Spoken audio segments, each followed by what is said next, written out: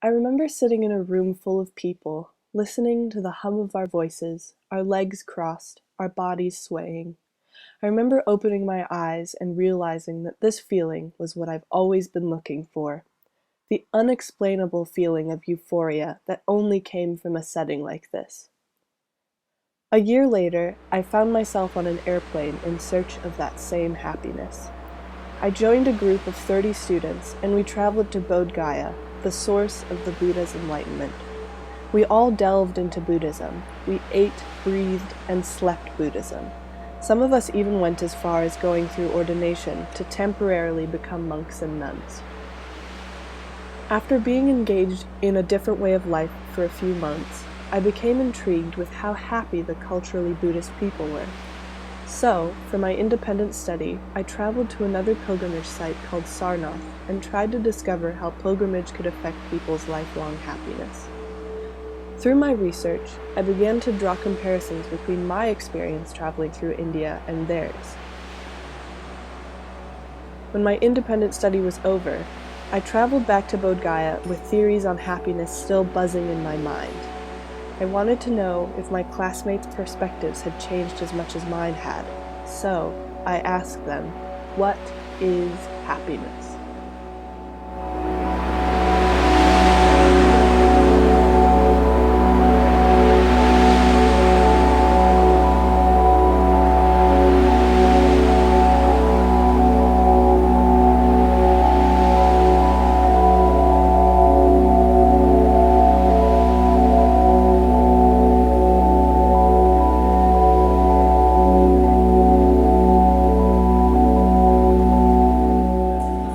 Somewhere so different, you start to realize that there's actually like different ways of living. When you actually see that there's that choice in how to live, you start to think wow, what actual decisions do I want to make about how I want to live? There's all these different possibilities for how I want to exist and how I want to relate to people and how I want to relate, not even relate to myself, just like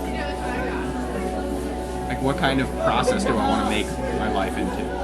I've seen people going through physical and emotional situations here in India that I've never experienced or seen anyone have to really experience in the States. And it could just be because I was blind to it, and here I can't be blind to it. But seeing people take those negative experiences, or those hard experiences rather, and flourish with it, or turn it into something beautiful, I think is another level, another avenue to happiness, to the experience of happiness that I wasn't really aware of before I came here. I wasn't aware of people taking pride in homes that they built from straw and mud, and people having literally nothing but the ground that they're standing on, but being so fiercely proud of that little piece of what they can call theirs.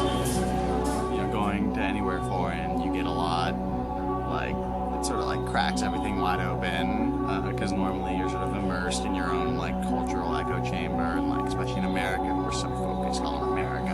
And the environment of the Burmese Vihar is so calm and so settling, and in comparison to just walking out onto the street where it's so crazy and chaotic, it's a really interesting just contrast that gets struck here, and it's one of the many crazy surreal contrasts of India. It's just sort of part and parcel of being in India.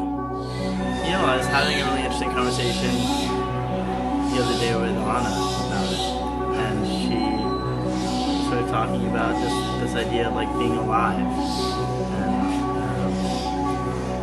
my understanding of what she was talking about was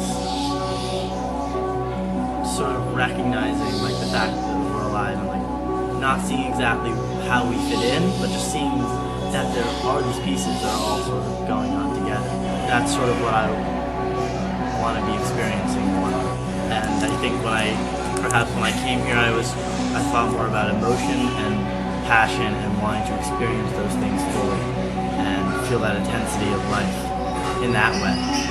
I still struggle with how Buddhism fits into all that, because Buddhism, saying don't get pulled on a leash, on a rope, by all those emotions and those passions. Maybe they feel good in that moment, but you're sort of getting dragged around. And I'm not exactly sure how I want to incorporate all those things, but definitely sort of a different approach to emotions and and not so like, okay, I have to feel this really intensely right now, but instead sort of noticing the emotion. And I want to feel that aliveness, but maybe aliveness doesn't equal feeling passionate.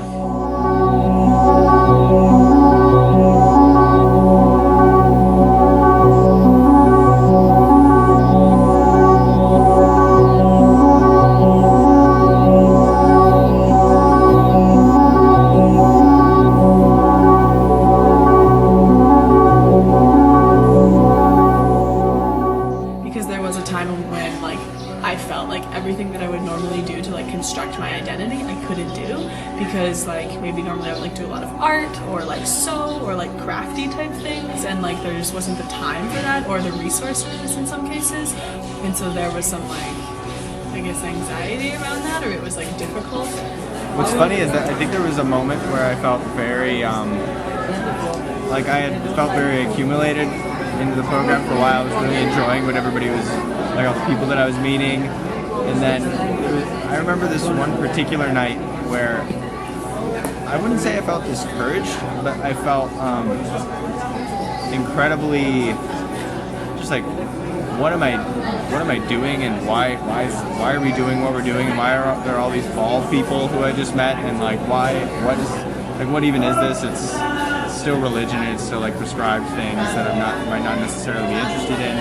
And I just kind of like had a big kind of like moment of feeling very, very free in that moment.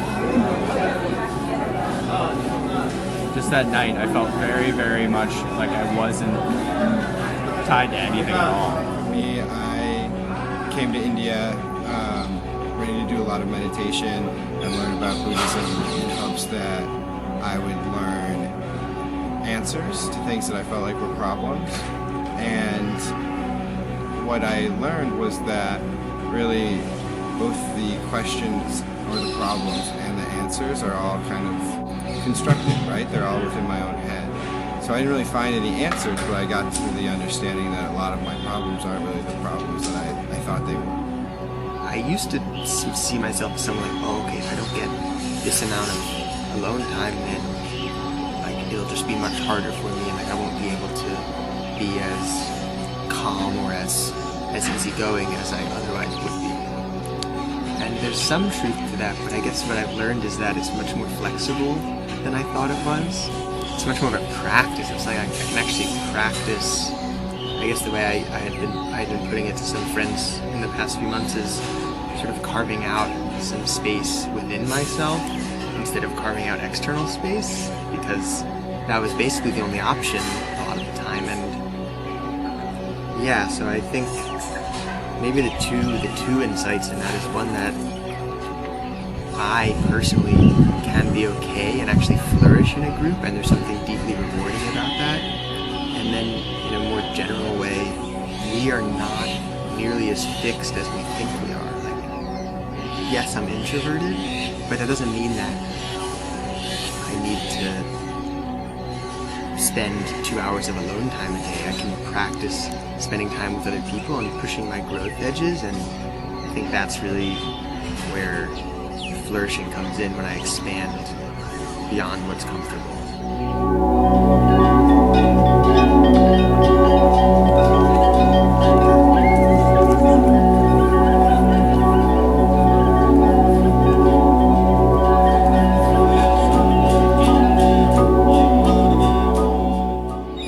I really think that it corresponds probably with the thing that each individual needs to work on in their lives to be able to be the person that they want to be. And if someone can act in accordance with their own moral code and be compassionate, that's a happy individual. So for me, it probably consists of like comfort with the self and knowing the self and respecting one's intuition and, you know, self-love. Because I think if there's no self-love, there's no outward love, you know? Doing things, behaving in a way that feels true to who you are in that moment. I think this is just going to get so Buddhist so quickly. You know, so often we have this idea of ourselves and the fact that, you know, our personal possessions make up ourselves, or the way that we are is not being true to ourselves, and that there is this self there, but we don't even know what that self looks like. Because so, like, for years, you know, we all went through high school, we all made up things about ourselves to kind of make it seem like we knew what the fuck we were doing when we didn't. But, you know, real happiness is when you're doing something, you're behaving in a certain way, and that just feels like you. It doesn't feel like you're putting on the mask of the place or the time or the people who you're with. It's just, you know, you're you're you, and you're just completely content with that. You're not looking for something else. You're not even excited for something that's going to happen in the future, because you're so fully content with what's happening in the now.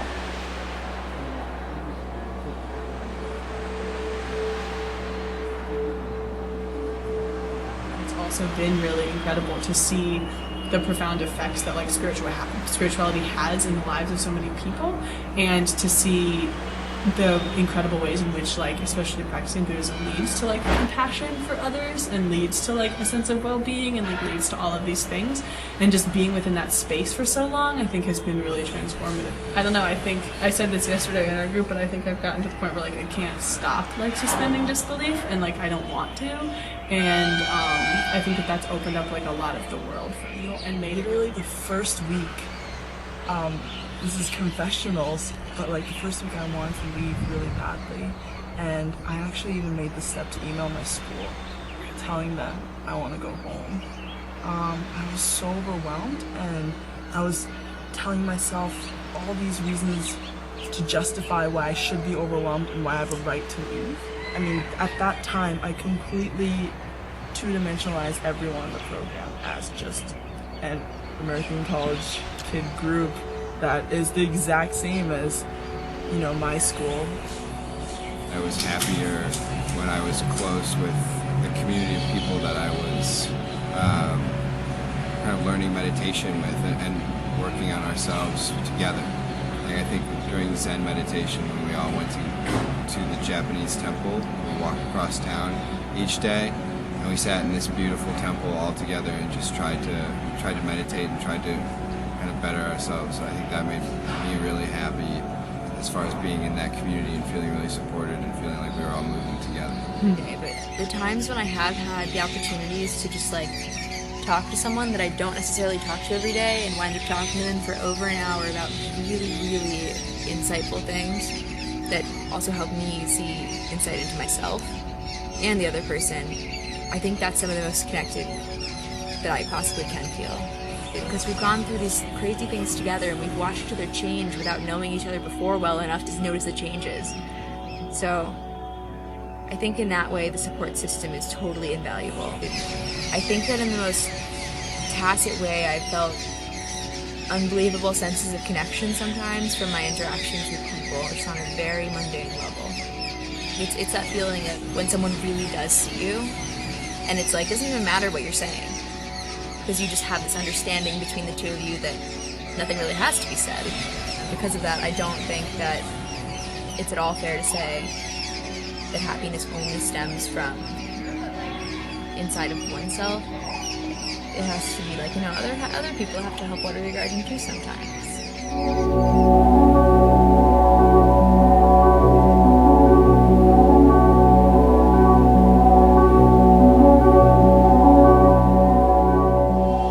Not just being in the group, it was being in the group in this context, I think, because we were all being challenged in a lot of ways. We were all being challenged to, I don't know, the normal sort of comforts and like safety nets that we have weren't there. Sometimes we didn't really have anything to fall back on except for just being present with each other in the group. And so I could either like make an intentional effort, or sometimes just naturally I would just break down and need some love, and actually receiving it, I think, in a strange way has helped me need it less in the future, actually. And I think that's pretty important for happiness, a sense of, I don't know, I like Suzuki Roshi's quote, we become totally independent and totally dependent, and it's sort of like not two, not one, and I really like that a lot. It's like,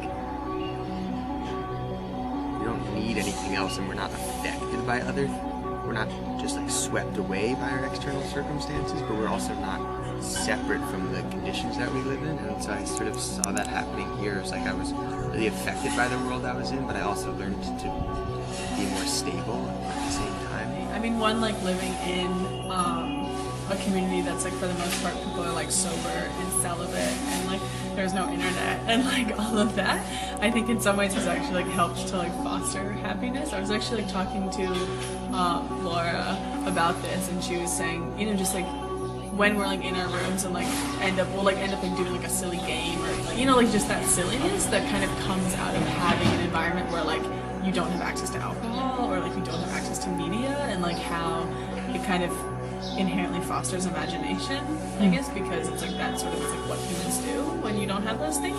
Especially in the States, I guess I shouldn't say especially in the States, I can only speak for the States because that's where I'm from, is that there's like a lot of people who have like deep love and care for each other, but we have these weird walls up between each other that we don't really realize are there, and we like create these distances that I don't think necessarily need to be there, and I don't think people are necessarily benefiting from. And I would say that my general perspective on happiness and what happiness means has changed from thinking of it as a temporary state, like a mental event to find out there in the world. There is a happiness that can be accessed quite effortlessly and quite naturally by just having a mind that recognizes its own inherent sort of happiness, basically, like the mind that just isn't constantly searching for other things that are elsewhere. The definition of happiness that I gave was about that what we have is enough and complete, very complete, more complete than we often recognize it to be. What was really important to learn, especially during our Zen meditation, was that like I don't have to try to be happy all the time, and like I don't always need to be comfortable or like feel good, you know what I mean? And I don't have to constantly be pursuing like entertainment. And so I think there's a lot too just surrendering to the fact that like for me at least, the ultimate goal isn't happiness, you know, the ultimate goal is just kind of like being with whatever. I was having an interesting conversation with Brendan about it, about whether artists really care about happiness, whether it's in the same goal, you know, between like poetry, because those things have relate a lot, like poetry and Buddhism, and there's like an essential difference that artists tend to like pain to some extent, you know, and then I was thinking, like, does everyone really want to be happy, you know, is suffering really bad to everyone?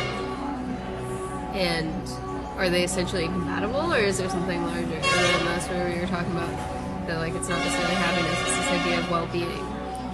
And it can definitely prescribe to that a lot more easily, because I don't think, like, happiness seems pretty arbitrary. The people I've met have just reminded me of how every day you will feel it, and it will go away maybe even the next moment, but that's okay, because even if it goes away and that next moment is maybe horrifying, that moment will pass too. And that's something that I've kind of come to terms with a little bit more here, because even though I've had an amazing time, there have been really rough moments here, but those were just as impermanent. And I think thinking more about that and reminding myself of that a lot has really shaped how I view my own happiness. Like, happiness for me is really rooted in the understanding that everything is impermanent, everything is always changing, always developing, always moving, and that's what makes happiness. That's where it comes from, sort of the constant like awareness that where I am is good, and that won't always be the case, so it's good right now, and I just need to like be there for that. It's important that eventually it does end, and I do like get off the daybed and like go do homework or whatever, because that way, like, that makes that space on the bed so important, that space like in happiness so important, because it ends and you move on. and then you don't have it anymore.